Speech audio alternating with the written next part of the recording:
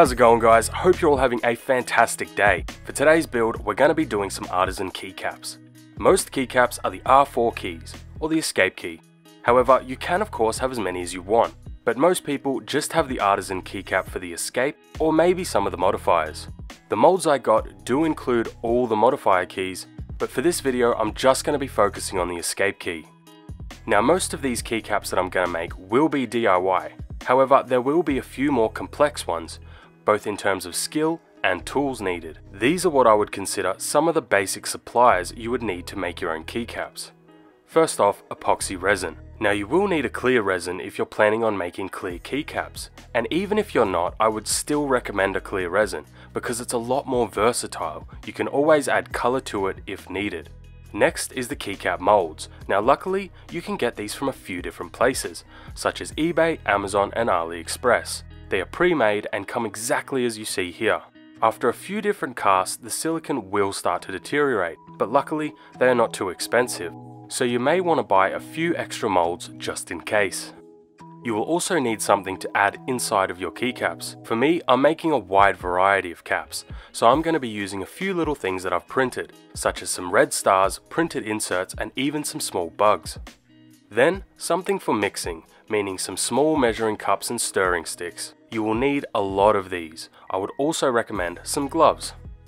Next is some sandpaper to finish the keycaps. I suggest 1200 grit. You may also need some polish if you want a shiny finish or are doing the transparent caps.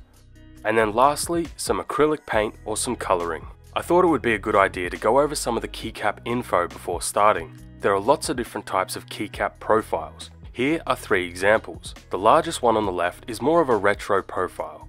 Then in the middle, we have the most common keycap profile. This is what comes pretty much as the industry standard. If you have a mechanical keyboard, there is a very high chance it came with this keycap shape. Then on the end is more of a low profile design. However, all these caps have the same stem design. This is how they attach to the switch on the keyboard. This is also the most widely used keycap stem. However, there are a few other designs, and sometimes specific brands do use proprietary designs. So if you need to check which switch stem you have, you can pop off a keycap and check. So before I can make the actual keycaps, I need to make the things that will go inside the caps. I'll be adding resin to the small printed inserts. I'm then going to throw the Naruto inserts on the lathe and reveal the design. Now for all these little inserts I've made, if you are wanting to make something of a similar design, you can look online and get some small things, such as earrings, small pins and badges. I just don't have time to wait for all these small little things to arrive if I was to order them. It's much easier for me to just make my own.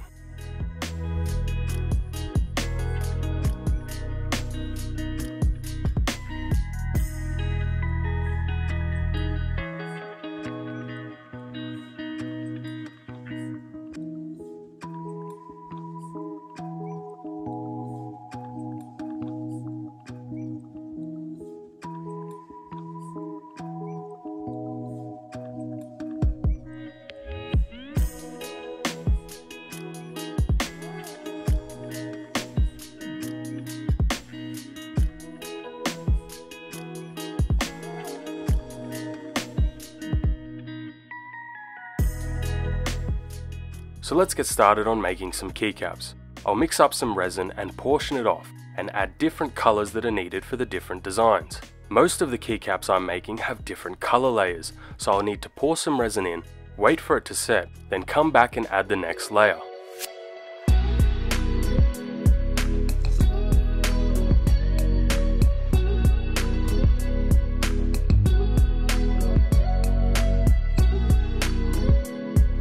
Now the places I've found air bubbles get trapped in most commonly are the corners of the mold and in the stem portion of the mold. So I've found it's better to add resin to the stem half of the mold, set it aside, let it cure separately, then add it to the mold when the last layer is being added to the keycap. This should reduce the chance of bubbles, both in the keycap and the stem.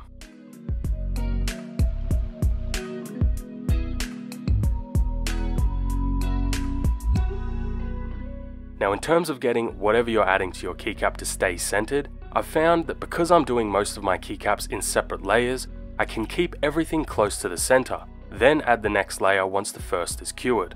but it really does depend on what type of keycap you're wanting to make, so you may have to get a little creative to get things to stay in the center. Something to add is I've made about 30 keycaps in total, and only about half of them were good enough quality to use, so there will be a lot of caps that just don't turn out very good.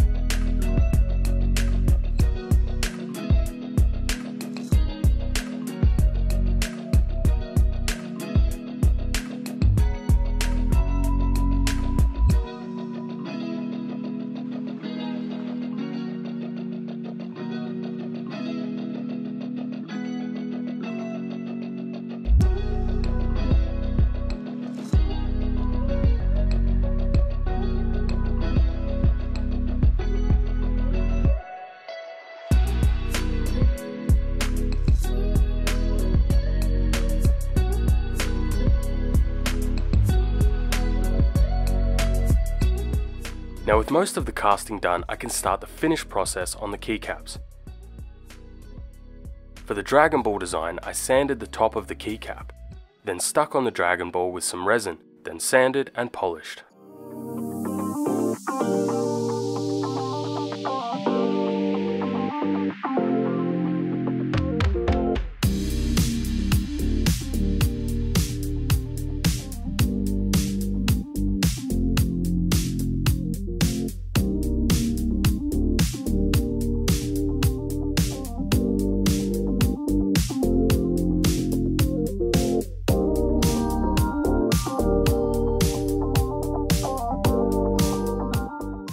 For the Jurassic cap, I'm going to use a small file and some acrylic paint to shape it and weather it. Now if I was going to make more of these keycaps, I would make a mold of these finished caps instead of hand making them every single time.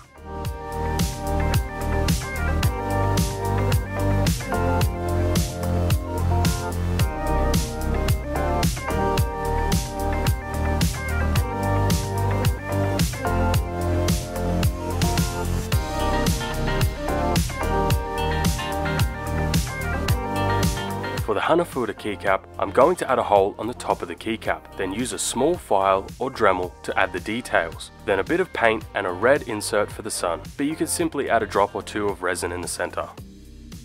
Now to get a nice polish and a sanded finish on the top of the keycaps, I'll use some sandpaper and water to refine the shape. If there are any small defects or bubbles, now is the time to try and get them out. I'm using my lathe and a large aluminum tube, but this can be easily done by hand, just takes a little bit more effort. You can also change the shape of the keycap by sanding it, so if you wanted to refine the shape to better match your existing keycaps, you can do that now. Then I'll be using a small bit of polish to finish the keycap top. This is definitely a necessity for transparent or translucent keycaps. Such as the ones that I've made, you can see the difference between them. The sanded finish and the polished finish is night and day.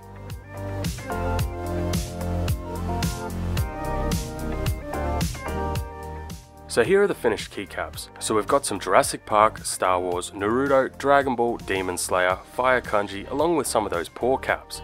A lot of them ended up being anime inspired. That wasn't intentional. I just kept coming up with different ideas. I'm quite happy with how they came out. Let me know what you guys think. I'll probably do another keycap video at some point doing larger keycaps, so ideas for them would be great.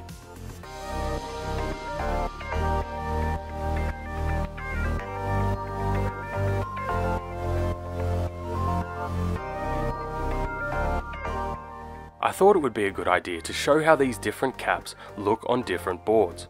So I have a dark keycap set and a light keycap set. Don't mind the white keycaps, this is the board that I use in my workshop, so this board does get used quite a bit. Anyway, I think that's enough of me talking. I'll see you in the next video. Enjoy all the beauty shots. Have a good one, guys.